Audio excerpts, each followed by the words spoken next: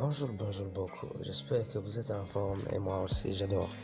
Ok, c'est votre chaîne Savoir le plus, plus 257.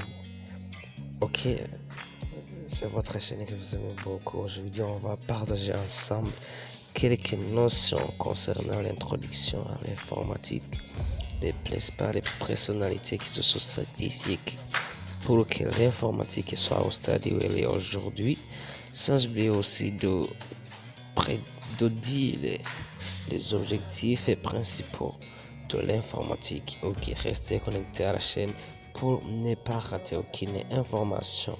Je vous invite de s'abonner à la chaîne si vous n'avez pas encore fait, sans oublier d'activer la cloche de notification pour que tu reçoives des vidéos parmi les premiers des premiers, c'est-à-dire pile Mozart apparaissent parmi les premiers des premiers.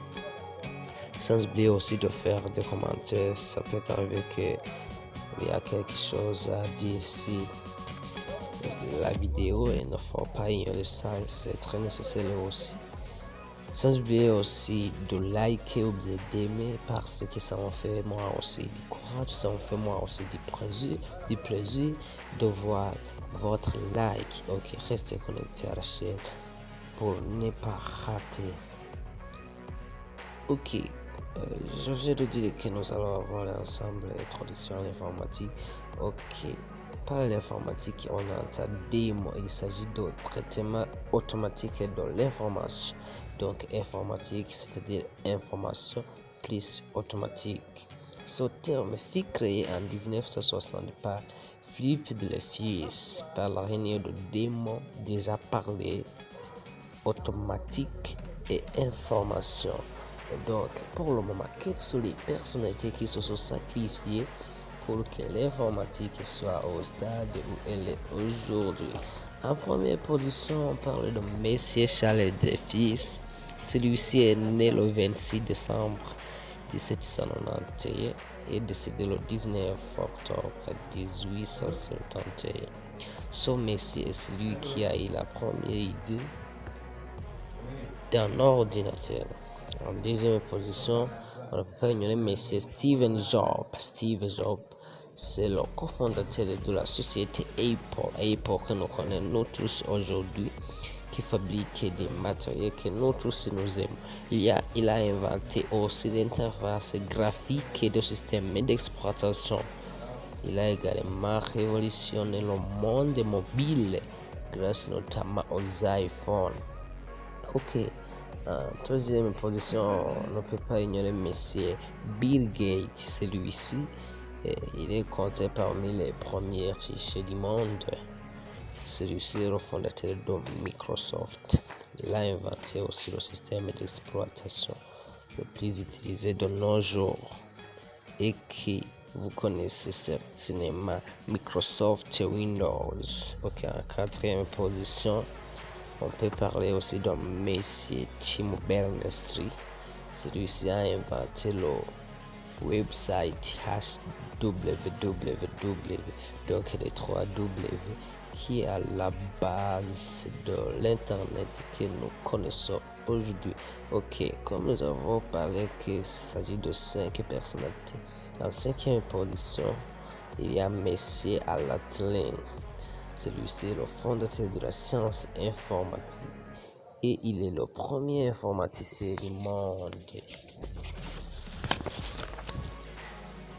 Ok, par ordinateur, il s'agit d'un équipement utilisant en logique numérique sous la direction d'une application afin de procéder à des calculs et finalement fournir des résultats ou prendre des décisions. C'était en 19e siècle, l'anglais Charles Babbage eut l'idée de concevoir une machine qu'il nomma le Difference Engine et l'Analytical Engine qui remplacerait les ordinateurs humains de l'époque, donc les ordinateurs humains de l'époque. Okay, pendant 10 ans, entre 1937 et 1947, les scientifiques ont en fait pu réaliser les premiers véritables ordinateurs fonctionne à l'électricité et grâce à des composants. Par la suite, depuis le premier véritable ordinateur de 30 tonnes, c'est-à-dire 3000 kg, qui aura coûté 486 804 dollars au gouvernement américain et puis 3 ans de fabrication. Ok, l'ordinateur est donc composé de 4 parties. Il s'agit de l'électronique, de la logique numérique, de la programmation, de la prise de décision calcul. Celui-ci est composé de l'unité centrale d'un écran ou moniteur, d'un clavier ou d'une souris. Mais ne le confondez pas avec la souris que nous connaissons nous tous chez les ROM. Ok. Il s'agit aussi, on peut parler aussi de la constitution de l'ordinateur. La constitution de l'ordinateur comprend deux grandes parties fondamentales.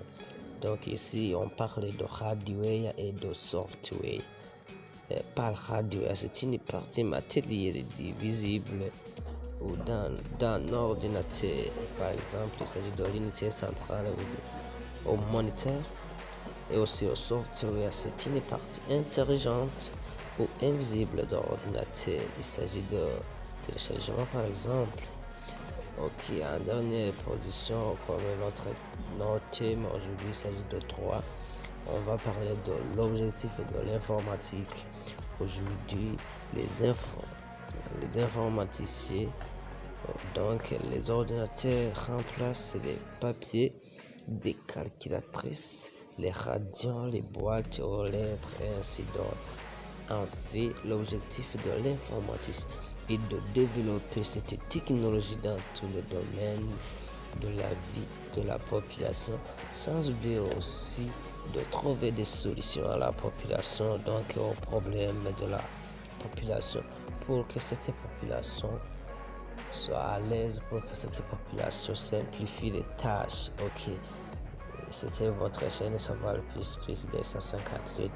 Merci de nous avoir suivis, N'oubliez pas de partager pour que les autres sachent aussi cette bonne nouvelle. Sans oublier aussi de s'abonner si vous n'avez pas encore fait. Ok, merci. Ciao, ciao. À la prochaine.